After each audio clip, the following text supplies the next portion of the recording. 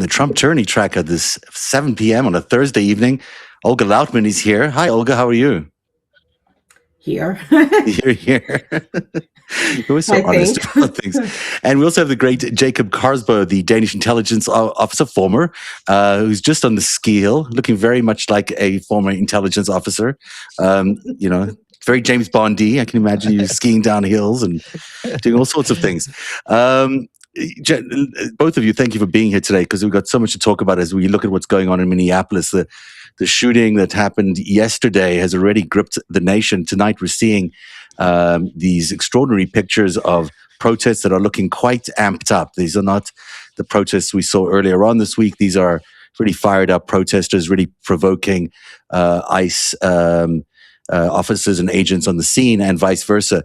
So just to catch everyone up on what we've been getting up late in the last few hours, we found out the name of the shooter. This is the ICE agent which shot the woman in the car the other day. We'll get into the video of that shooting a little later on.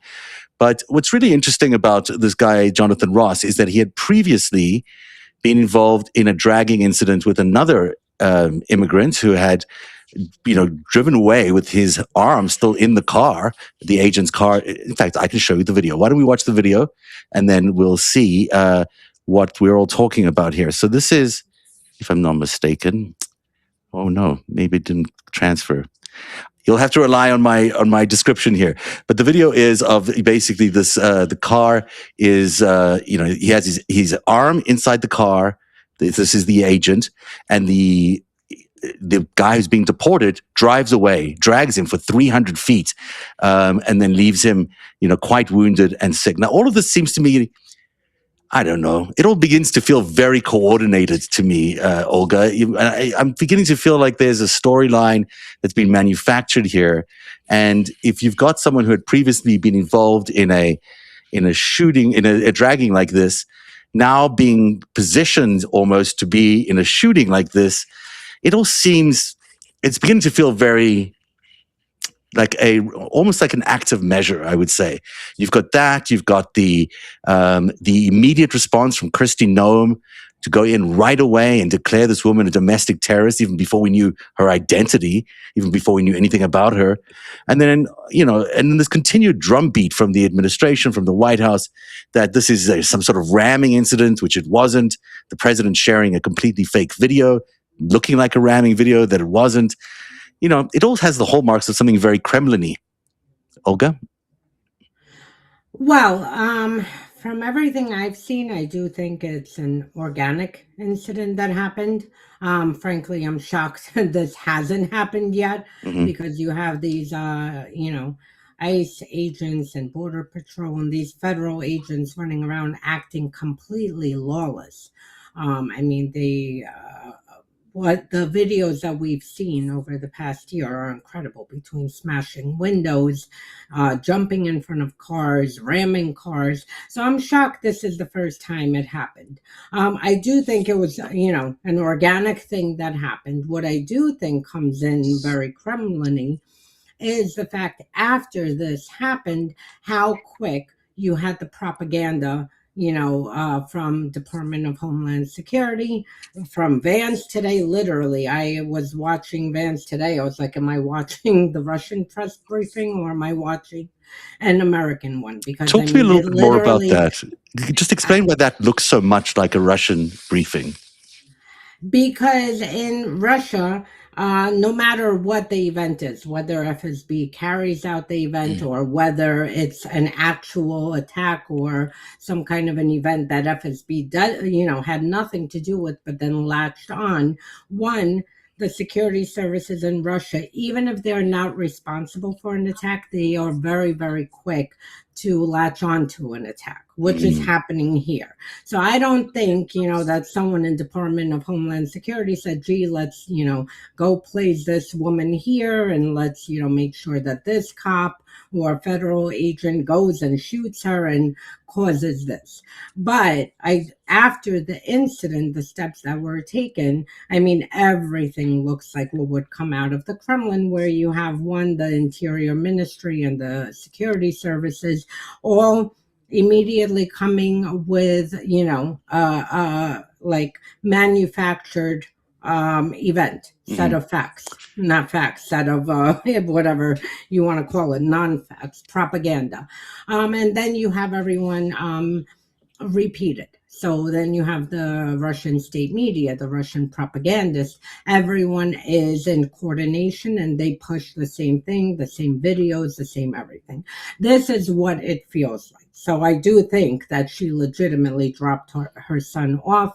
You know, Oh, that we I don't think know. may have happened. It seems to me that they would, according to Christine Noem, she was stalking them. I don't know how much we want to take into Christine Noem's account here, but she says that she was following them all morning, which means that they knew who she was all morning, that they had eyes on I her. don't believe that. I don't believe Well, that's any what of she that. said. Anything, yeah, I don't believe anything that came out of Department of Homeland Security, not yesterday Mhm. morning, nothing that's coming out from the White House. And frankly, unless we actually have visual evidence of, this agent being dragged over the summer, I wouldn't believe it either.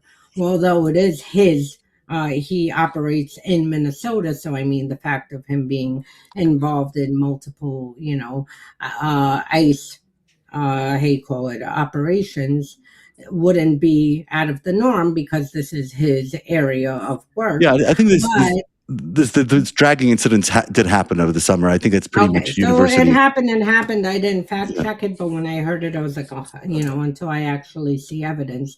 But everything coming out from them is a lie. I mean, Mhm. every single thing. No, she's not a domestic terrorist. No, she did not go to run over the cop. No, according to Trump, the agent, I keep calling him a cop, the agent, was run over. He wasn't run over. We watched a good 40, 50 seconds of him walking to the car where she was dead.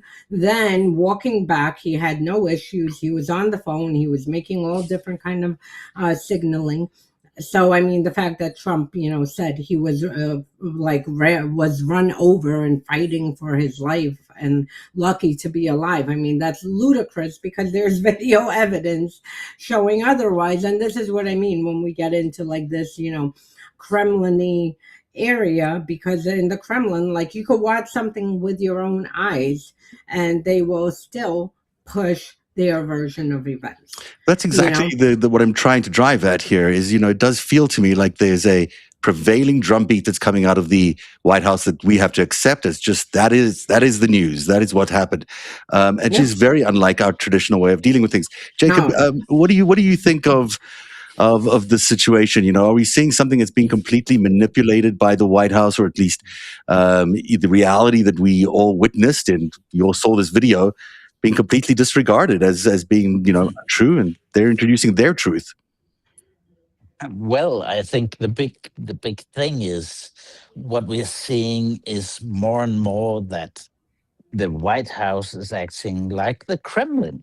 And I was in a Danish radio show already. Was it in May of last year, Hmm. where I said to Danish media, when you treat what is coming out of the Trump White House, you have to be as critical and have as much analysis behind it as when you report from Russia. Hmm. Because, in a sense, the propaganda is the same and they lie just as much. And I will say this, I would urge everyone to read that book by the former head of the CIA and NSA, General Michael Hayden.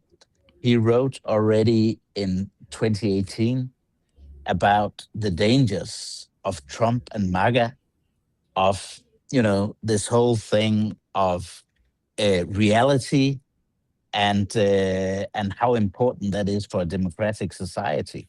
And the reason why we are always sitting here wondering why is Trump doing like Putin is because they think alike, because they don't have a democratic mindset, and they create their own truths, and they make the same mistakes actually, because they're not geniuses. But it's the same dictatorial mindset. as we look I tonight, would just add one thing that Trump is like really a cheap version, like a 99-cent version of Putin, because Putin, at least with him, he is very measured. He doesn't come out and just blah blah blah blah blah whatever.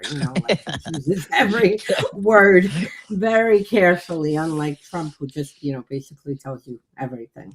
we're just watching live video. This is live from Minneapolis tonight as protesters are beginning to gather and have been for the evening, and it's getting quite provocative there. It has all day. There's been various protests and, the provocation on both sides. The ICE agents are saying things that they probably shouldn't be saying to the protesters, and the protesters are being quite taunting towards the ICE agents. This is exactly playing into the kind of this is what the White House really wants. This is a summer of their dreams, to have the same kind of George Floyd uprising that we had before, only now it's going to be about this. And, the concern, I guess, is that we find ourselves in that same scenario, is that we're going to be a very, a heavily violent, very polarizing summer and spring, and one which we don't actually focus on what Trump is really doing, externally with Greenland, externally with Venezuela, internally with ACA and all these other things. This is the kind of clash that is perfect for them. Yes and no, because you know what? This is the clash that honestly the world really needs to see, because I talk to my, European friends constantly, and, at least a few times a week, I get the question, are Americans alive? And I'm like, what do you mean? And it's like, literally, with Trump getting away with so much, no one can understand why you don't see Americans in the street. So here, seeing scenes like this and pushing back against this federal overreach, I think is healthy. And then, we'll see how far, obviously, Trump is going to take the most he can out of this, maybe try to invoke the Insurrection Act, send more federal agents. He'll do what Trump is, going to do regardless. But here, at least you have the people pushing back. And frankly, everyone should be out, because what happened yesterday is insane. We have these lawless thugs running around, and anyone who works, honestly, in Border Patrol or the Department of Homeland Security or ICE, who, is uncomfortable with what is happening within their agencies, really needs to resign and come and speak up, because, what happened yesterday, if we ignore this, we go into a territory like Russia, where, people get disappeared and killed and tortured very publicly, and, everyone's walking around with their business. So this, I'm actually very, happy to see. Go ahead, Jacob. Yeah, and I will say that the big danger and what everyone should realize, I will say that the closer we get to the elections next year for Congress, and the worse they look, the prospect looks for Trump, the more we are likely to see of this, because he created January 6th. And why do people believe that he'll just let the democratic process play out? That is naivety, and I can't prove it, but I will say, when I look at what is happening, the likelihood that this will get even worse as we approach the elections this year, this is likely to get worse, because he needs something to justify that he can hold on to power, and that he can suspend Congress, like he has suspended Congress. It's a very good point, because and I think that's going to get worse. I'm sorry. Yeah, and when we think about George Floyd that summer as well, there was Kyle Rittenhouse, that event where Kyle Rittenhouse was in Kenosha, and suddenly there was this, again, felt like a constructed violent event, in order to amplify the violence, in order to amplify the chaos in the country. this time you're right. We know that he wants to stay in power. We know that he's desperately fearful of impeachment. We know he really needs these Republicans to maintain the House. So he will do anything, or could do anything, to maintain power. And that would be very Kremlin-y as well. Olga? Absolutely, but I believe in the American people, and I do think that they have the same, you know, like, what is it called? The same like power like Ukrainians did. So with Ukrainians, when Yanukovych tried to do this, we all see how that ended. And Ukrainians had 2 successful revolutions pushing back against government overreach, against Burkhardt running around shooting protesters.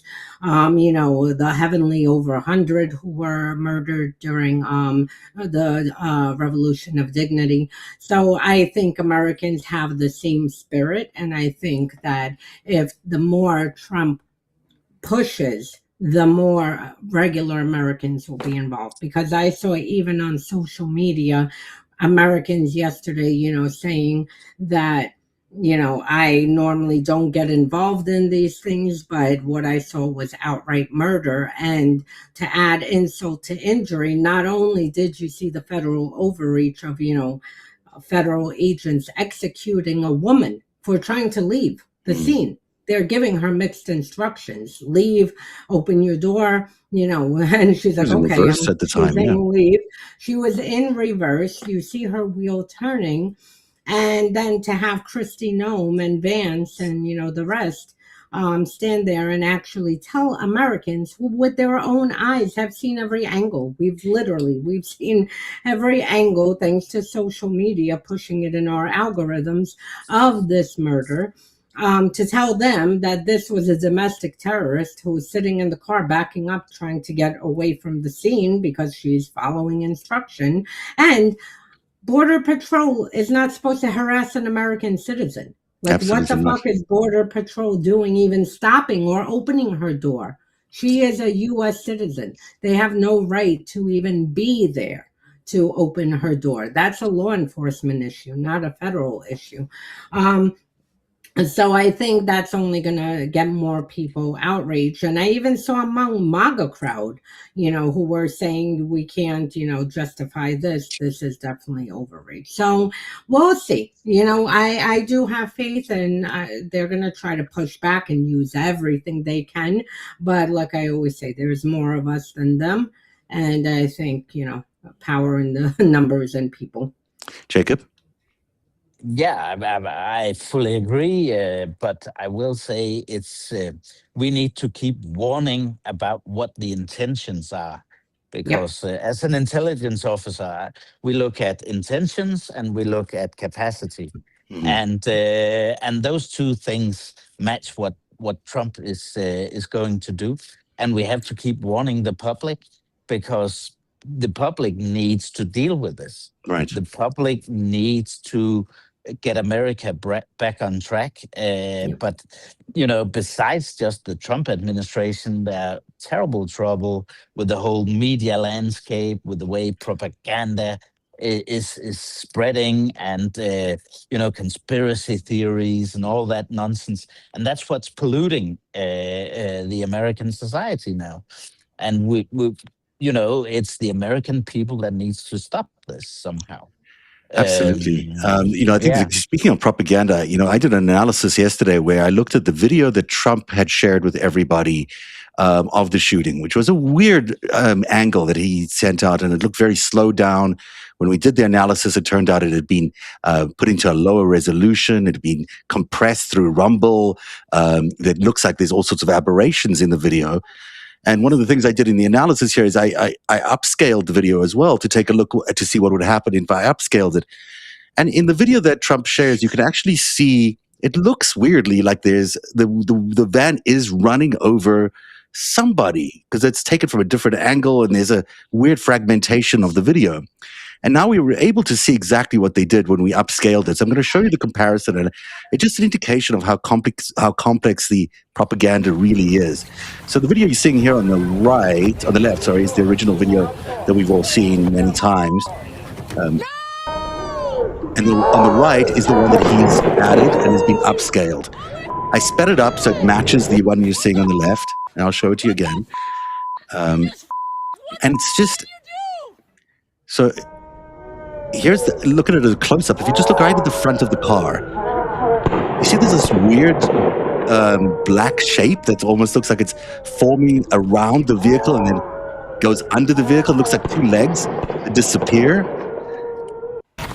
That is, I think, a manipulation. I think it's one of those things that would not have been there in the original video. Obviously, I think they've added it through animation, and then they've made it look like there's someone being potentially run over. Now, it doesn't look like someone's being run over because it's obviously not working as well as they want, but. No. but it's this is Trump sharing a video that looks to me wholly manipulated out of someone's basement, and he's using this to justify his whole notion that the officer here, the agent, was somehow going to be rammed or went to hospital, all sorts of things that he made up in his statement yesterday. Yeah, that one got me. That the agent is in the hospital, basically fighting for his life. We watched him walk back and forth. Look, the agent did get tapped by the car. The New York Times did the analysis. Wall Street Journal did several. Did not get hit. You say the agent did not get hit or did get hit? No, did. He got tapped. He did get tapped, and New York Times, several agencies did a very slow analysis. He got tapped. He didn't get hit. He got tapped. What every single thing coming out of these videos from all the angles that you see, he was never supposed to be there. Because the Department of Homeland Security protocol specifically says that if a car is in drive, whether it's going backwards, forwards, any which way, unless it's coming straight at you, they are supposed to disengage. He's supposed to step back. They have the license plate number. They have the make and model of the car. They can easily, 5 minutes, 10 minutes, put an APB out on the car and pull the car over, that makes sense. Somewhere down. This is their thing. And every single FBI agent who has watched this video, every single Department of Homeland, Secret Service agent, has said the same thing. The Department of Homeland Security guidance says that an agent is supposed to disengage. And if there is a car, heading, you're supposed to step aside, allow the car to go, not only for the safety, because they've already gone through this where you have these lawless, rent-a-cops who are getting 40 plus days training, who literally have already shot at each other. I mean, imagine there have been a few incidents. They shot at the local marshals, another one at local police officers. So the reason that there is this disengagement policy, that's a very long-standing policy, is one, so you don't kill a driver and have a car operating without control, because there could have been kids right there. There could have been anyone. And she could have, not her, the poor woman. That's exactly what happened, right? I mean, this poor woman died because of this overreaction by ICE. Now, I haven't seen that analysis that he had been tapped. And all the videos that I've seen, I've seen. He was tapped. I mean, from the analysis done by several media outlets, again, from the angles that they have. I've looked at it. I think I've looked at every available angle. I think it's really hard to see if he got tapped, and he looked quite far away from the actual window, and he shot it into the window of the driver's seat. Not through the front. The shot came through the window, and he had his arm fully outstretched.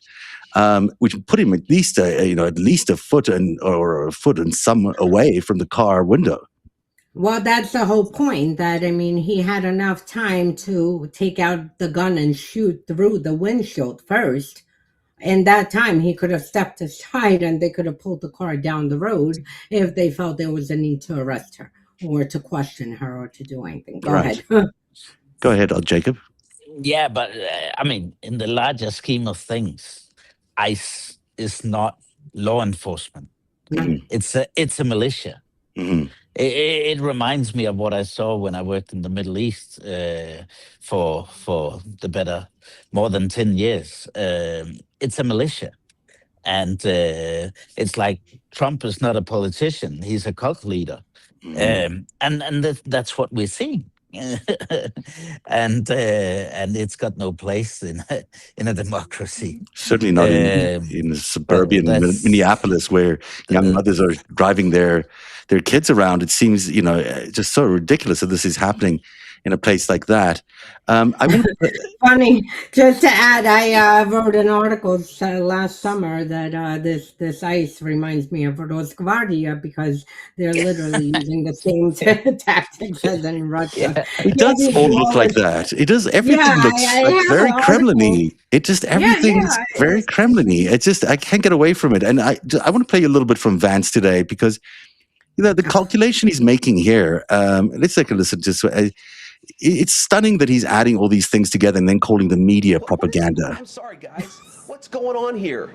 You guys are meant to report the truth. How have you let yourself become agents of propaganda of a radical fringe that's making it harder for us to enforce our laws? You just asked me a question that presumed that the reason why this woman died is because she was engaged in legitimate protest. She tried to run somebody over with her car, and the guy defended himself when that happened. Next question. The investigation is still ongoing. I said next question. Mr. Vice President, I mean, you presumably watched the video yourself. There's not the slightest doubt in your mind, having viewed it, that the victim, you still believe that she deliberately tried to ram him despite seeing this video?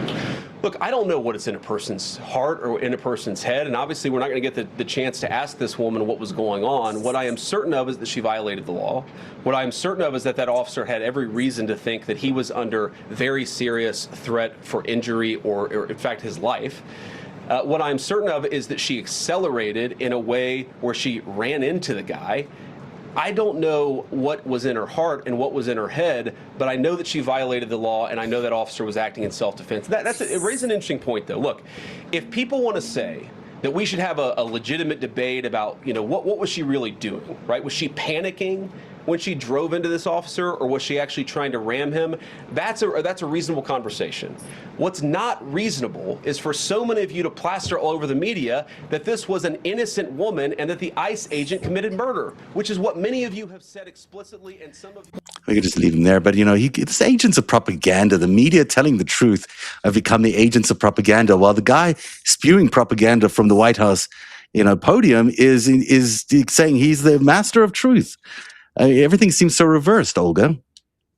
Well, this I honestly blame the press because, frankly, they are behaving identical to the media. I mean, not identical. I'll give them a little bit, more, but to what is in Russia, where technically they should be either pushing back or just get up and leave. Yeah. Either you say this is propaganda or you get up and leave if you don't want to have that altercation. But to maintain, this access journalism, which has really been the downfall way before Trump, the downfall of U.S. media, that they feel that they cannot, fully push back and do their job and act like journalists because they want to get their sources and their scoops and all the other thing and treat this like theater.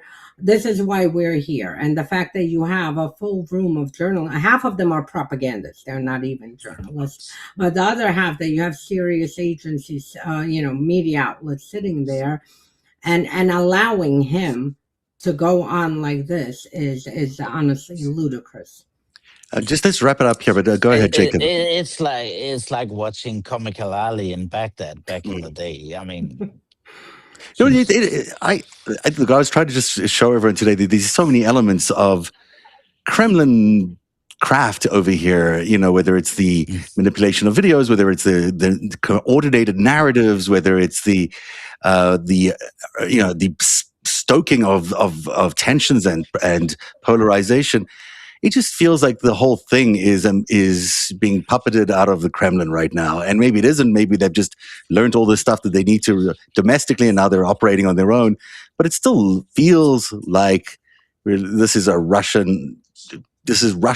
this is Russia almost in the United States. Well, the tactics are definitely very Russian-esque. I can tell you the Russians are fuming right now. I don't know. I actually have never enjoyed Telegram like I have the past few days and Russian media, because you have had literally Russian, one senator threatened to nuke the United States, a very, very popular Telegram propagandist, military blogger, threatened that the orange pedophile needs to be assassinated. So we're back to assassination. Why they're upset And with him? and they're very angry with Trump, not only over the oil seizures, the ship seizures, because frankly, I mean, if you read, if you monitor Telegram channels right now, they're questioning, like Putin's usefulness, like maybe he's old and just needs to get out of power, because I mean, you literally, I don't think there's anything, and I can tell you from the mentality, there is nothing more humiliating than to see a video of Russian Navy ship standing right there and Americans coming down and seizing a Russian reflagged ship. There's nothing more humiliating for them. And this hits at the mentality and at that superiority. And now they're really questioning very publicly, whether Putin has lost his game and it's time for him, to kind of, he's past his expiration date. So, but the tactics that Trump and MAGA use, they have been. I mean, since the first term, they've been very, very in line with, how Russia carries out its operations, the propaganda, the information warfare, and everything else that happens domestically. I kind of let Jacob go without asking about Greenland. We had a statement from European leaders defending Greenland and saying that they will defend Greenland. And next week, I guess Marco Rubio is going to be making an offer for Greenland when he goes to Denmark or something like that.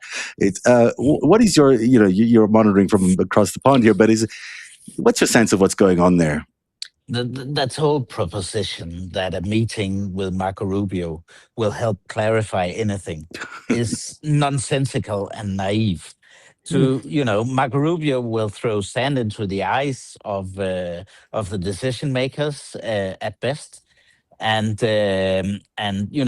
what's really at stake here is something quite different. And Trump said it today. He said that the Greenland issue could be a choice between Greenland or NATO. Why? Because Trump doesn't want NATO. He doesn't subscribe to NATO. Trump is in violation of the articles in the NATO treaty already. And Congress should hold him to account. But of course, the GOP in Congress is part of this cult and are collaborators. So, but, if they had any sense, they would hold Trump accountable for breaking a treaty that the US has signed. But Trump is in violation of the NATO treaty. That cannot be discussed.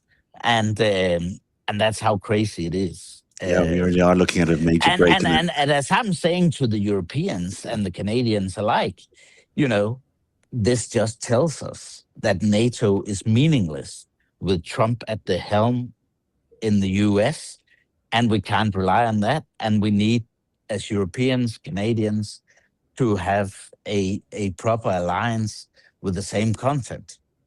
Absolutely, it makes a lot of sense. Go ahead, Olga. Just to add, I put out a call because I did a whole show this morning on Pax Americana that is soon not going to be Pax Americana. I put out a call for anyone watching to call Congress because, frankly, two things. I mean, if Americans say who cares, or whatever, there are two things that they should care. One, if Trump attempts to invade Greenland, which I absolutely see him using military force, Europe is just going to ban Americans from ever coming. So if they ever want to see Italy, France, or any other destination in Europe and want to be actually admitted into the country, call your senators, call your Congress people, tell them, this is unacceptable what we're doing to our ally and whatnot. And two, I mean, they also need to tell their senators and make a big stink about this, because if Trump continues down this path, which I fully believe, and I warned over a year ago that he was going to. How many times have we discussed Yeah, we spoke about it all the time. over the past year, that Trump would do this and potentially Canada, and the reason he's going after them is to end NATO. Americans will be kicked out of every military base. So if Americans want to maintain, their positions in Germany, in France, and across Europe, Congress needs to do it. And if they have found enough balls today to actually pass the War Resolution Act. And they did it after the fact, though.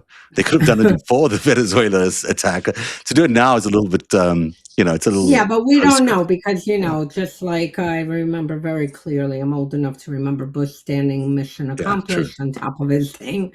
That was in, 2002? And then we are still in 20.